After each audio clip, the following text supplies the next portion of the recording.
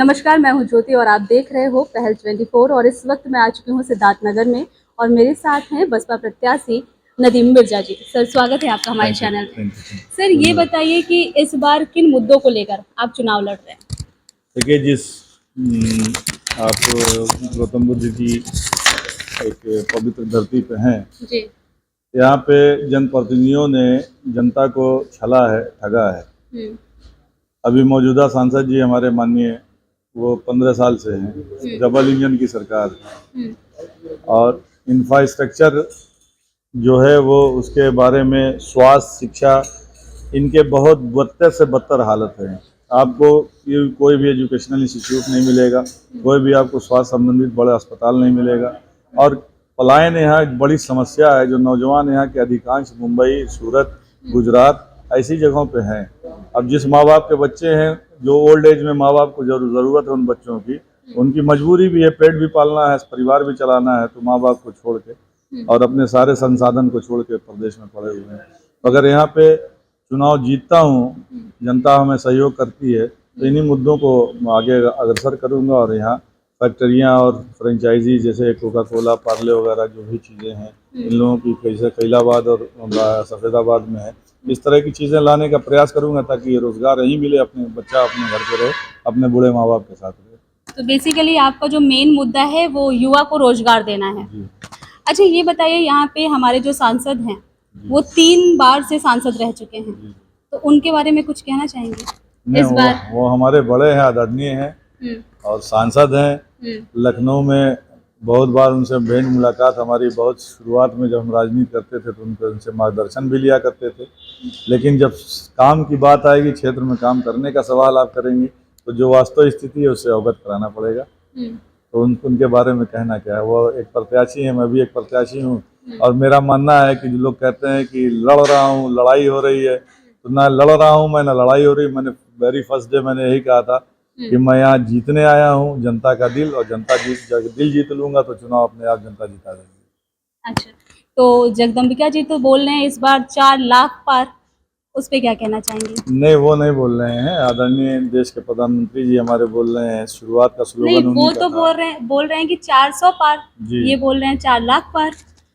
असल में देखिए, ऐसा है कि वो 400 वाला जो है वो पेट्रोल, डीजल और तमाम महंगाइयों के रिगार्डिंग है, और ये जो 4 लाख पार है, ये दरअसल हम उनके अनुज हैं, छोटे हैं, वो हमारे लिए बोल रहे हैं। जनता समझ गई उनका डायरेक्शन, तो वो हमें डायरेक्ट कर रहे हैं, जनता को निर्देश कर दे रहे हैं कि हम 15 साल सेवा किए हैं आपकी, और सेवा का बदला अब हमने आपको तो नहीं दे पाए, लेकिन अब जाते जाते मेरी विदाई के स्वरूप नदीम मिर्जा को यहाँ से आप सांसद बना दीजिए। वही वो 4 लाख पार मेरे रिगार्डिंग कहना चाह रहे हैं। अच्छा, मतलब वो 4 लाख पार आपके लिए है? जी जी। अच्छा, और जनता का क्या मूड है इस बार?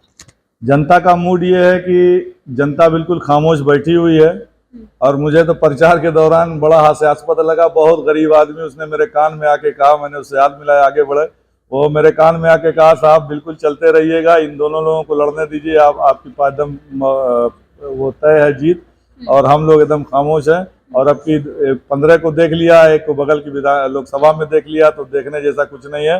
अब नया साथी चाहिए जिसको देखा जाए, और आपको देख एक बार हम लोग चांस देंगे ताकि हम लोग देख सकें कि आप क्या करते हैं। तो आप कहना चाह रहे हैं कि जनता नाराज है?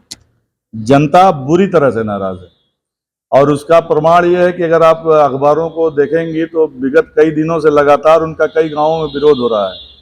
और अगर पार्शियलिटी का चश्मा पत्रकार उतार के देखेगा, एक पक्षीय बात नहीं करेगा, सत्यता को देखेगा, तो आप अखबारों को देख लीजिए, गांव में जाके देख लीजिए, आप नाम ले लीजिए, अगर बूढ़ी औरत उनको गालियों से ना नवाजे किसी लोगों को, तो कहिएगा आप उसको, तो उसको कष्ट है, दुख है, उसका काम नहीं हुआ है, वो परेशान है। तमाम जगहों की है, वो आपको लिस्ट अनऑफिशियल दे देंगे, आप जाके उसका अध्ययन कर सकते हैं।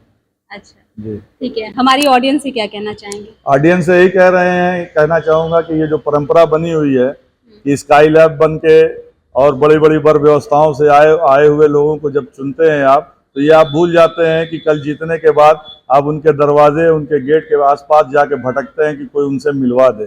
प्रतिनिधि का मतलब ये होता है कि आपका रिप्रेजेंटेटिव, और ऐसा होना चाहिए प्रतिनिधि जिसके आप 12 बजे रात में भी उसके बेडरूम में घुस जाइए और उसको उठा के अपना काम करा लीजिए। और मैं उसमें सक्षम पाता हूँ अपने को, मेरा कोई प्रोटोकॉल नहीं है, ज़मीन से जुड़ा हुआ व्यक्ति हूँ, तो इसलिए मैं अपने आप को उसमें सुटेबल पाता हूँ। ये जनता से आह्वान करूंगा कि एक बार लोकसभा भेज के देखें, अगर उनको लोकसभा में सांसद कैसा होता है इसका मजा नहीं आएगा तो दूसरी बार वो हमें भी भगा देंगे, कोई उसमें इशू नहीं रह जाएगा। धन्यवाद। धन्यवाद।